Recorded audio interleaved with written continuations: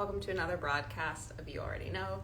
Today we're going to do courage, and as part of that, please come in, sit down, relax. And by that I mean allow yourself to really let go into the space. So I'm going to create I'm going to share with you, and basically that means that wherever elsewhere in your life that you are, hey everybody, welcome, come in. We're doing courage today, and right now I'm talking about the space that I'm creating for you to let your guard down, put your worries aside, whatever you're trying to hold together, just for our next, hey everybody, hi, 5, 10, 15 minutes, just chill, like almost like if you had a very benevolent ruler or parent or somebody that you could really like trust to get you.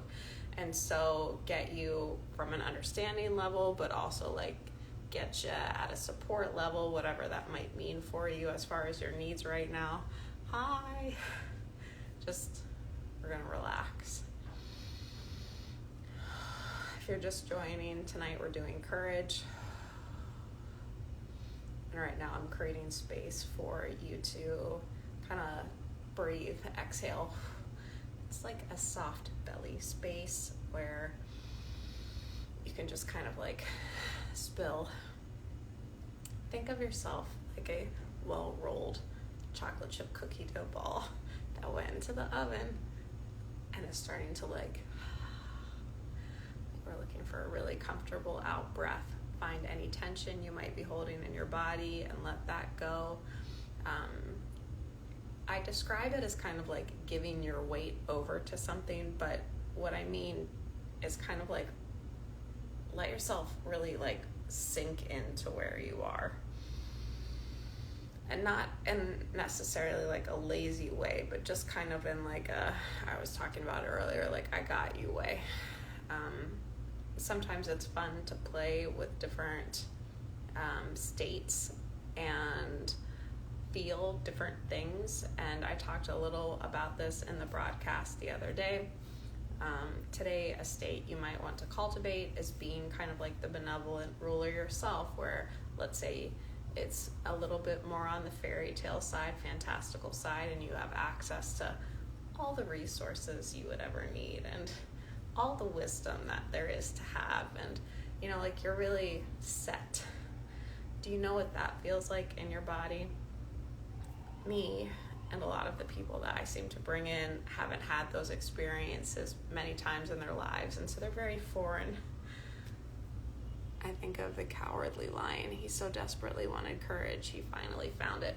You know, I read that book this summer, and what was interesting, the presentation in the book did, and I think it was somewhat shown in the movie, but it was really like he really drove it home in the book how those characters had everything they wanted all along. So, for example, the Scarecrow continuously demonstrated intelligence, and the Lion demonstrated courage, and you know, the Tin Man was always crying, and so they had these things. They only thought that they didn't have them. And that's a lot of what I address in my work, are sort of the ways that language and identification hold us apart from experiences that we otherwise would have. And so we can go about making ourselves miserable about not being confident or not being loved or not being whatever, when it's just like a part of it has been withheld from our consciousness. And so we're focusing on an example that says that we're not or we don't have. And because that is how we're sifting and sorting our experience, then that's what we feel. And just by, I did on a client call yesterday, we were shaking out some of the traits, but I evolved it, or spirit evolved it, to silly little habits that she's taking to a place that feels more comfortable more often.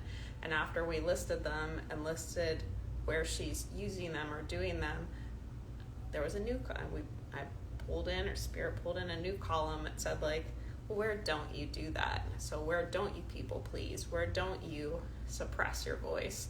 And you find that you take on these labels that say, I'm lonely, I'm scared, I'm fearful, And while that can be true in some respects, it's likely not true across the board. And by opening the door to see where it's not true across the board, well, the mountain gets a lot smaller. And you also come to have more resources to climb it.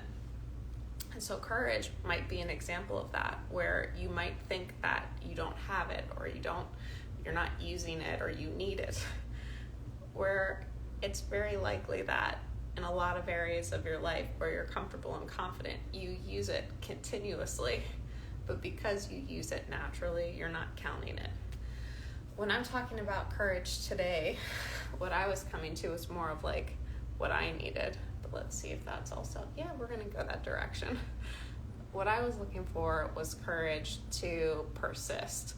And so coming out of a lot of the programming, conditioning, trauma, big T trauma. Trauma takes you out of time. It's a timeout. It brings you out of the present moment into these wild little abstractions in your head, and it's because you don't feel safe in your body or safe in the world. And in that abstraction, the world that you're interacting with, and I've been talking about this a lot recently, isn't the world that is, and so the quality of decision is likely much less. And cleaning up that thinking, I have a video from a long time ago called We-sponsibility, where it's like, hey, look, it's not your fault that you started off thinking those things were twisted or distorted in those ways, but it is your responsibility to clean it up. So we-sponsibility is basically saying, like, look, it's on your desk, it's not who you are, you don't need to identify with it, but it is yours to do something with if you want. And it does seem that it's helpful creating that little bit of separation where it's not something that you are, but something that you have, and then you can take, leadership or ownership over it with less guilt and shame, and make it something that works better for you and for others. And if you do find that you're somebody with that kind of stuff on your desk, thanks, because you're doing it for all of humanity right now, because there are a lot of opportunities for choices to be made in higher ways that people don't take the higher way because they never saw it, or they don't think to look for it. You don't know what you don't know. And so if you're sort of on that uncomfortable edge, being forced to look at these things or feel these things, like, thanks. You'll go out into the world, you'll make a new choice, other people will see it, and then consider, like, oh, I could communicate directly, or it is okay about that part of myself, or, so thank you. Thank you for that. All right, so today we were talking about courage, and I was saying, like, the courage to persist. So if you are kind of like on a path similar to mine, and you might be if you're still watching, you'll find that, shit, man, like, it can take a lot of reps to learn to get it right. And I had a client call this morning, and it's something that she's working on, and she's working on it from the angle of a relationship and coming to see, like, okay, well, what is healthy?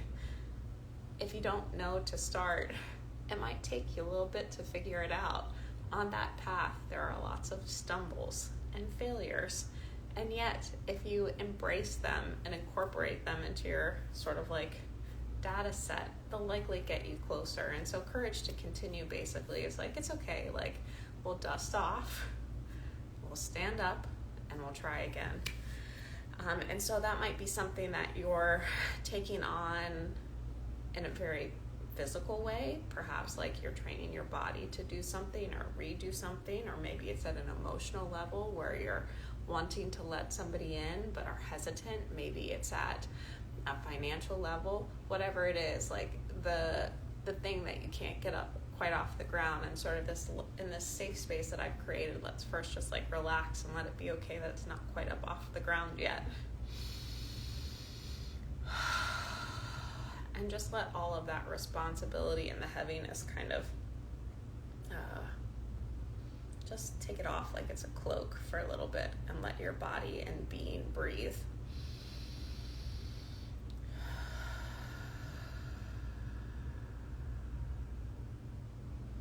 You can say something like, as many times as it takes. There everybody, we're doing some stuff on courage right now, and I'm inviting everybody to relax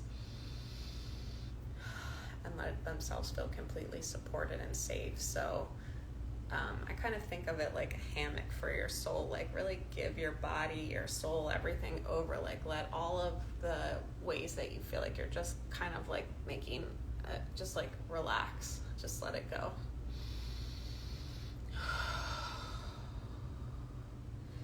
And then I went on to talk about, thank you, Andy, said about the Wizard of Oz, and used the example of the lion and courage and how, he got it in the end. And I said about how I just finished that book, and it was fabulous, honestly. Way better than the movie. And I'm not sure if I've ever hit a movie that I'm like, oh, way better than the book. No offense to movies, but it's just where, just how I roll. But in any case, in the book, there are a lot more blatant examples of the characters using the thing that they think that they need. And then I talked about how sometimes our awareness, our identification, the language we use, the stories that we tell can hide qualities that we have. And so courage, for example, might be something that you may have oodles of already, but maybe you feel you need more of it, or persistence, or hope, or faith, or vision. I find a lot in client work that someone's like, oh, I don't know what I want, I don't know where to go. And then we'll talk a little bit, and I'll be like, girl, I think I just heard you say what you wanted. And for one reason or another, if we don't think that it's okay to want that, or to know that, oh, hey, we'll just keep pushing it out of our awareness and claim whatever that lower title or experience is. Why do we do this? I think partly it's just comfort and familiarity. Think how much satisfaction you get from like nostalgic things. It's like, oh, this music, for example, like when the beat drops in like a 50 Cent song, like you feel that. I think that we get in these patterns of feeling lower, less than, and it's uncomfortable or awkward to feel up or high, especially if you're in a room full of people who don't. And so we just kind of like pick up these things that's like, it's like you get loose, light, and you're like, what's the heaviest thing I could put on right now?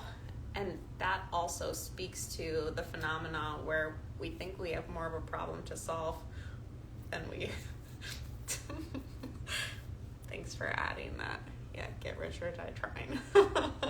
That really is kind of like the messaging today, where it's like, yeah, fresh to death, keep at it.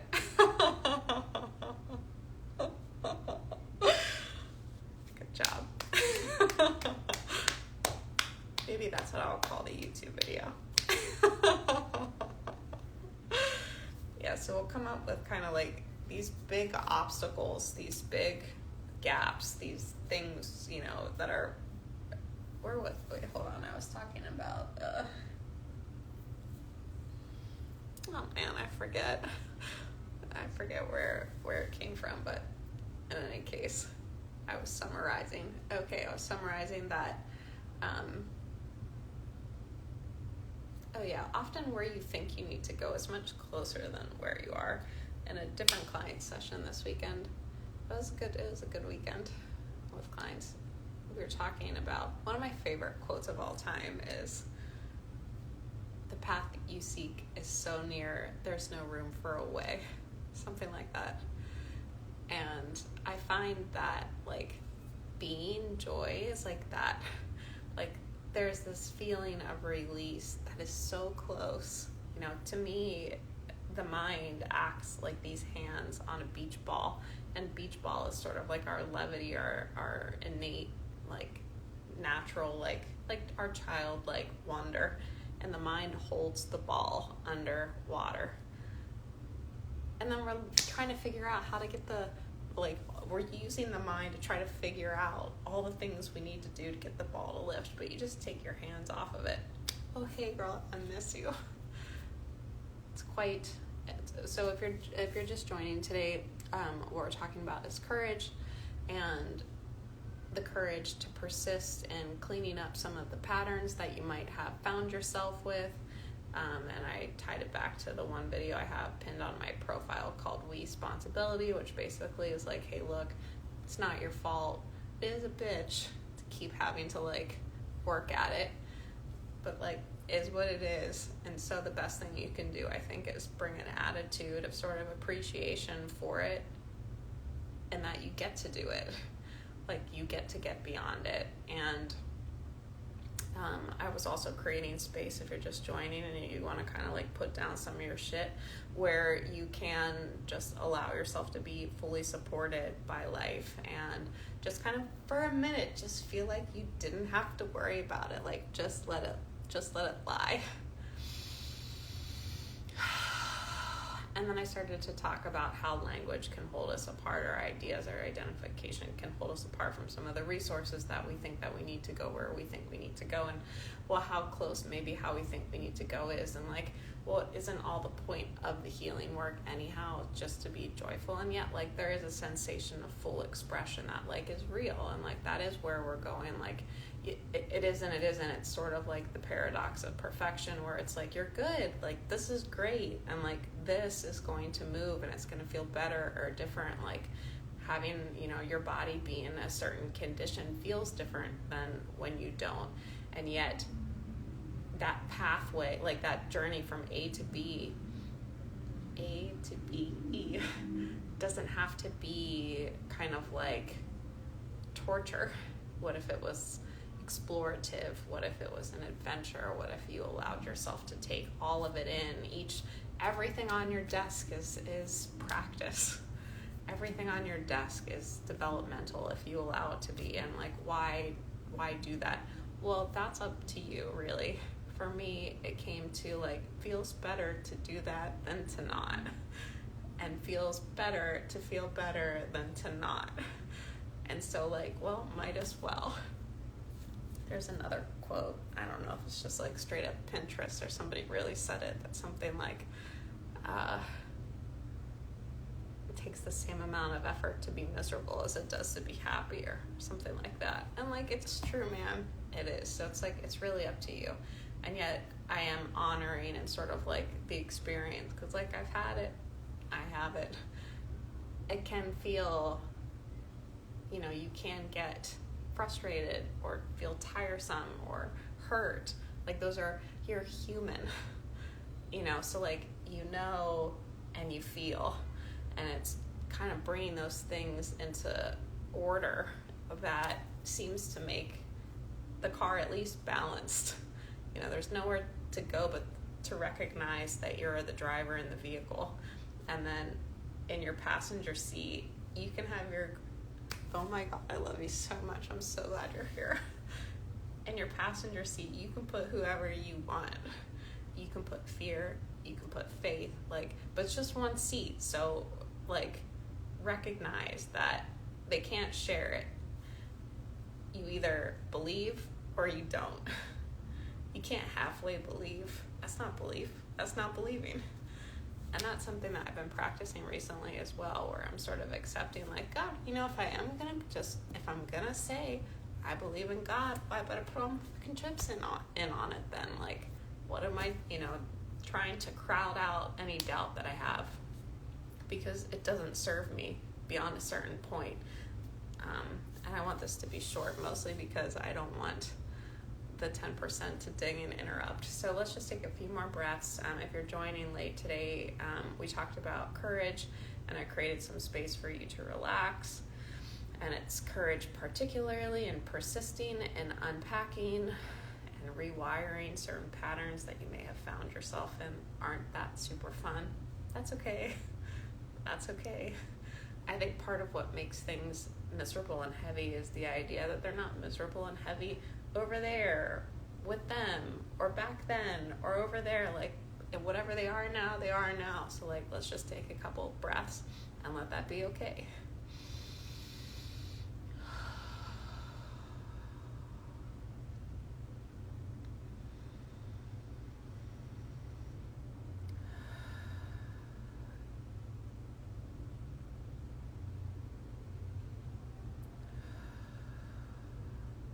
So nice to have so many people out this evening.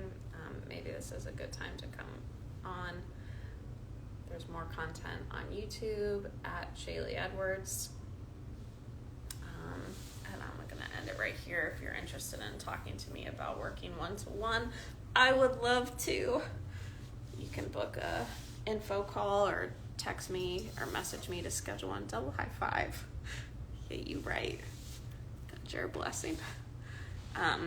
And basically what I do in client work is act as a conduit to facilitate different breakthroughs and awareness. So a person's landscape changes, so what's attractive to them to do changes. I'm really interested in behavior.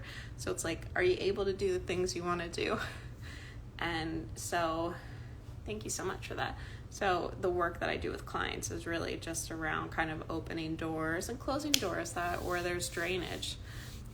It's like a lot of reconciling of where you have an idea that like it's not really working for you and you can't quite put it down. But if you see it differently, then you don't want to carry it anymore. It's different. You can put it down. So a lot of work is like that. And then there's also sort of like the energetic component I've been doing here. Everybody have a great night. Thank you so much. Also, please share, save, comment, like, and stuff, because that helps me out. If you do, only sincere ones, please. Thank you.